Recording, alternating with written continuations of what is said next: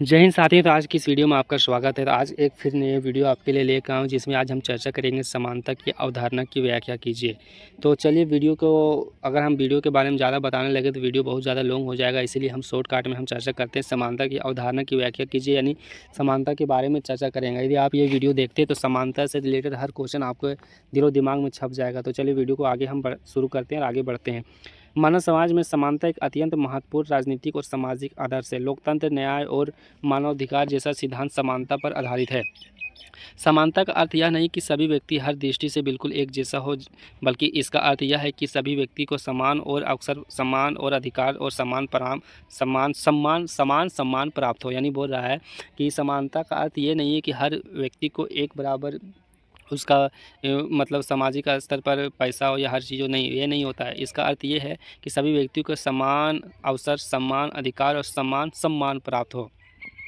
प्राचीन काल में समाज में जाति, वर्ग, धर्म, लिंग और आर्थिक स्थिति के आधार पर भेदभाव किया जाता था। कुछ लोगों को विशेष अधिकार प्राप्त थे, जबकि अन्य लोग अनेक अधिकारों से वंचित थे।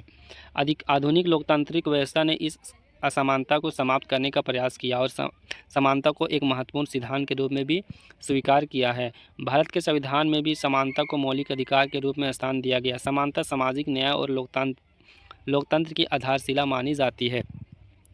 समानता का अर्थ, अब समानता का अर्थ न्याय सबसे शॉर्टकट में हम देखने का प्रयास करते हैं कि समानता का अर्थ। अब इसका समान अर्थ ये है कि सभी व्यक्तियों के साथ समान व्यवहार करना, उन्हें समान अवसर प्रदान करना ही समानता कहलाता है। राजनीतिक विज्ञान में समानता का अर्थ यह नहीं कि सभी लोगों को बिल्कुल एक जैसा बना दिया जाए। मनुष्यों की योग्यता, क्षमता, बुद्धि और रुचियाँ अलग अलग होती है। इसलिए समानता का वास्तविक अर्थ है कि किसी भी व्यक्ति के साथ जाति, धर्म, लिंग, भाषा या आर्थिक स्थिति के आधार पर भेदभाव ना किया जाए। प्रसिद्ध विचारक लोस्की के अनुसार बोलता है कि समानता का अर्थ विशेष अधिकारों का अंत और प्रत्येक व्यक्ति को उन्नति के समान अवसर प्रदान करना है। अब हम समानता की विशेषताएं के बारे में चर्चा करने का प्रयास करते हैं, जिसमें इसकी विशेषताएं निम्नलिखित है। तो पहला पॉइंट क्या है? पहला पॉइंट है समान अवसर, यानी प्रत्येक व्यक्ति को अपनी प्रतिभा विकसित करने का अवसर मिलना चाहिए। दूसरा, भेदभाव का अभाव, यानी जाति, धर्म, रंग, भाषा या लिंग के आधार पर भेदभाव नहीं होना चाहिए। तीसरा है कानून के समक्ष समानता, यानी सभी नागरिकों की कानून की दृष्टि से समान होते हैं। चौथा है मानव गरिमा का सम्मान, यानी प्रत्येक व्यक्ति को सम्मानपूर्वक जीवन जीने का अधिकार होना चाहिए।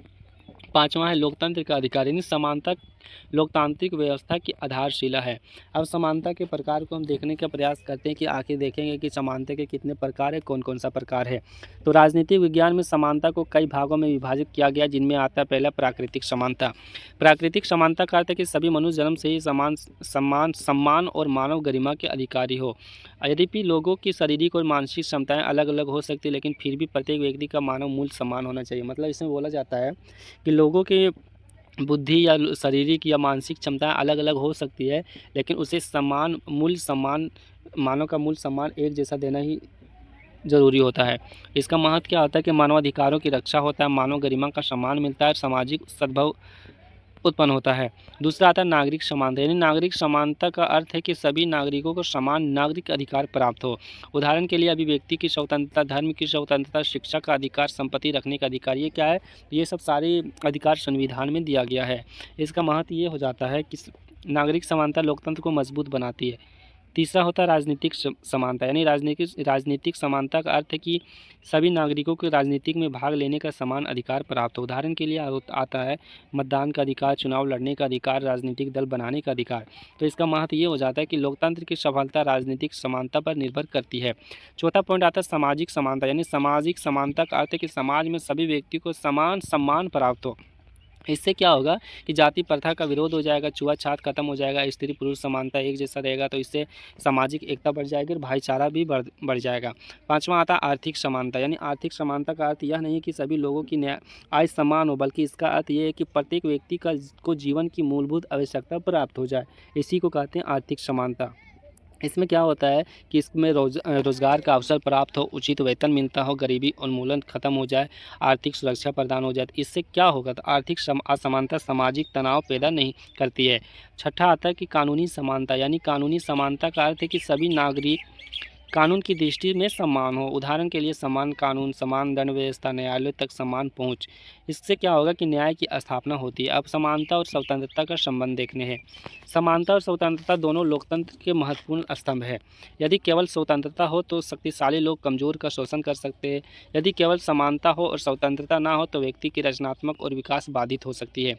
इसलिए दोनों को संतुलित रखना बहुत जरूरी है। अब समानता का महत्व देखते हैं कि सामाजिक न्याय की स्थापना। समानता समाज में न्याय को बढ़ावा देती है, लोकतंत्र को मजबूत बनाती है। यानी लोकतंत्र तभी सफल हो सकता है जब सभी नागरिक समान हों। तीसरा, मानवाधिकारों की रक्षा, यानी समानता प्रत्येक व्यक्ति की गरिमा और अधिकारों की रक्षा करती है। चौथा है राष्ट्रीय एकता। समानता भाईचारे और राष्ट्रीय एकता को बढ़ावा देती है। पाँचवां है सामाजिक शांति, यानी समानता सामाजिक संघर्षों को कम करती है। भारत में समानता। भारतीय संविधान ने समानता को मौलिक अधिकार के रूप में स्वीकार किया। अनुच्छेद 14 में बोलता है कि कानून के समक्ष समानता है। अनुच्छेद 15 में बोलता है कि धर्म, जाति, लिंग आदि के आधार पर भेदभाव का समानता। अनुच्छेद 16 में बोला जाता है कि सरकारी नौकरी में समान अवसर। अनुच्छेद 17 में बोला जाता है कि अस्पृश्यता का उन्मूलन। 18 में बोला जाता है उपाधि का अंत। इन प्रावधानों के उद्देश्य सामाजिक और कानून समानता का स्थापित करना होता है। समानता की चुनौतियाँ। आखिर समानता में क्या क्या चुनौतियाँ आ सकता है, जो क्या होगा कि लोगों को दिक्कत हो सकती है। तो समानता में बहुत सारे चुनौतियाँ आ सकता है, जिसे हम कुछ इस प्रकार बता सकते हैं। आज भी समाज में कई प्रकार की असमानताएं मौजूद है, जैसे जातिगत भेदभाव, लैंगिक समानता, आर्थिक विषमता, शैक्षिक असमानता, सामाजिक पिछड़ापन। इन समस्याओं को दूर करने के लिए सरकार और समाज दोनों को प्रयास करना चाहिए। आधुनिक युग में समानता की आवश्यकता। आज के समय में समानता का महत्व और भी बढ़ गया है।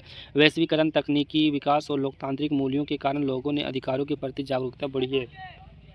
समानता के बिना सामाजिक न्याय और लोकतंत्र की कल्पना नहीं की जा सकती है। तो निष्कर्ष निकलता है दोस्तों कि समानता लोकतंत्र और आधार पर इसका अर्थ सभी व्यक्तियों को समान सम्मान और समान अवसर और समान अधिकार प्रदान करना है। समानता सामाजिक भेदभाव को समाप्त करती है और समाज में भाईचारा तथा न्याय स्थापित करती है। इस प्रकार समानता केवल एक राजनीतिक सिद्धांत नहीं बल्कि एक आदर्श सामाजिक व्यवस्था की आधारशिला बन गई। यह व्यक्ति के विकास, समाज की प्रगति और राष्ट्र की एकता के लिए अत्यंत जरूरी है। तो बस आज की वीडियो यहीं तक है। यदि वीडियो पसंद आए तो चैनल को लाइक कर